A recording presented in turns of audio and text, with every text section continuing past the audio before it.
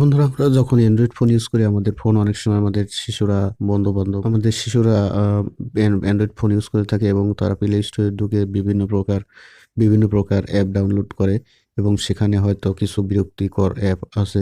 তো এইসব অ্যাপ থেকে বাঁচার জন্য আপনাদেরকে প্লে স্টোরের কিছু সেটিংসে কিছু কাজ করতে হবে। তো আপনাদেরকে সেটা আমি দেখাচ্ছি। তো প্রথমে আমি প্লে স্টোরে আমাদের লোগোতে ক্লিক করব। তো এখানে ঢোকার পর আপনাকে সেটিংসে চলে যেতে হবে এবং সেটিংস থেকে আপনাকে চলে যেতে হবে জেনারেল অপশনে এবং এখানে একটু নিচে দেখতে পাচ্ছেন ফ্যামিলি অপশন। তো প্যারেন্টাল কন্ট্রোল, প্যারেন্টস গাইড, তো এখানটাতে আমি একটা প্রেস করে দেব। তো এখানে দেখতে পাচ্ছেন প্যারেন্টাল কন্ট্রোলস, তো এখানটাতে আমি অন করে দেব। তো এখান থেকে এই অপশনটি আমি এখন অন করে দেব। তো এখানে আমাকে একটি পিন নাম্বার সেট করে দিতে হবে। এটা ইচ্ছা মতো আপনার পিন নাম্বারটা দিয়ে এটা মনে রাখবেন। তো এখানটাতে ওকেতে ক্লিক করব।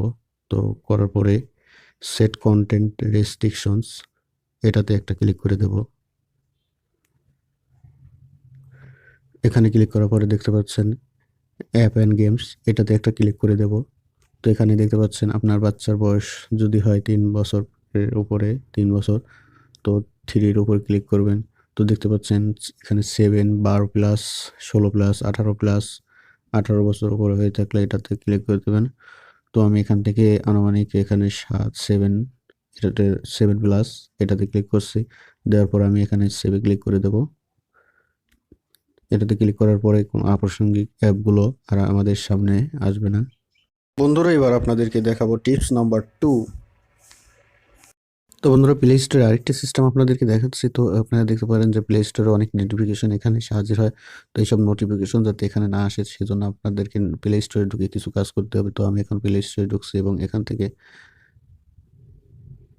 থেকে লোগো অপশনে ক্লিক করছি এবং এখান থেকে সেটিংস অপশন। তো এখানে দেখতে পাচ্ছেন জেনারেল এবং জেনারেলস থেকে দেখতে পাচ্ছেন এখানে নোটিফিকেশন অন করার পর এখানে দেখতে পাচ্ছেন আপডেটস অ্যাভেলেবল। নোটিফিকেশন এখানে যখন আসবে তখনই আমাদের ওখানে নোটিফিকেশন চলে যাবে। তো এইটাকে অফ করার জন্য আমি এই অপশনটাকে এখান থেকে অফ করে দেব। অফ করার পরে দেখতে পাচ্ছেন আর কোনো নোটিফিকেশন আসবে না। এবার দেখতে পাবেন আপনাদের আসল মজা। এই টিক্সটি দেখানোর জন্য আপনাদের ফোনের সেটিংস অপশনে চলে যাবেন এবং এখান থেকে চলে যাবেন আপনাদের ফোনের অ্যাবাউট অপশন। তো এখানে দেখতে পাচ্ছি এমআই ইউআই ভার্সন। তো আপনাদের ফোনের শুধু অনেক অন্য ফোনে ইউজারদেরকে, এটা আমার হচ্ছে সাউন্ড ফোন এমআই ইউআই ভার্সন। তো আপনাদেরকে শুধু ভার্সন অপশনটি লেখা থাকবে, এটাতে ক্লিক করবেন। একটানা ট্যাপ ট্যাপ ট্যাপ ট্যাপ করে এখানে বেশ 6টি ক্লিক করবেন। তো দেখতে পাচ্ছেন নিচে এক ধরনের লেখা শো করছে ইউ আর এ ডেভেলপার। আমি আগে থেকে এটা ডেভেলপার অপশনটি অন করা আছে। তো আপনাদেরকে এইরকম ডেভেলপার ট্যাপ ট্যাপ করতে থাকলে আপনারা বুঝবেন যে কোনটাতে আপনাদেরকে ট্যাপ করতে হবে। তারপরে এখান থেকে ডেভেলপার অপশন থাকবে। তো আমি এখান থেকে আবার ব্যাকে চলে আসছি। তো সেটিংসে আমার Xiaomi ফোন ইউজারদেরকে এডিশনাল সেটিংসে যেতে হবে এবং এখান থেকে আপনাদের ডেভেলপার অপশনটি চলে আসবে। তো এখানে দেখতে পাচ্ছেন ডেভেলপার অপশন, এটাতে আপনারা একটা ক্লিক করে দেবেন। তো দেখতে পাচ্ছেন এখানে শো সারফেস আপডেটস, তো এটাতে একটা ক্লিক করে দেবেন।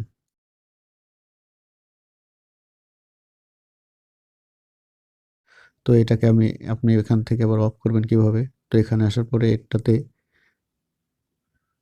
চাপ দিয়ে আনএবল করে দিবেন, তাহলে অফ হয়ে যাবে। এখান থেকে আপনাদেরকে আরেকটি টিপস দেখাচ্ছি, দেখতে পাচ্ছেন শো লেআউট বাউন্ডারিজ। তো এখানে এটা ক্লিক করছেন। তো দেখতে পাচ্ছেন কি রকম দাগ চলে আসছে। তো আপনাদেরকে এখানে এনাবল করলে পরে এরকম দাগ হবে, আবার এটাকে অফ করে দেব। তো আবার নিচে দেখতে পাচ্ছেন যে আমাদের সবগুলো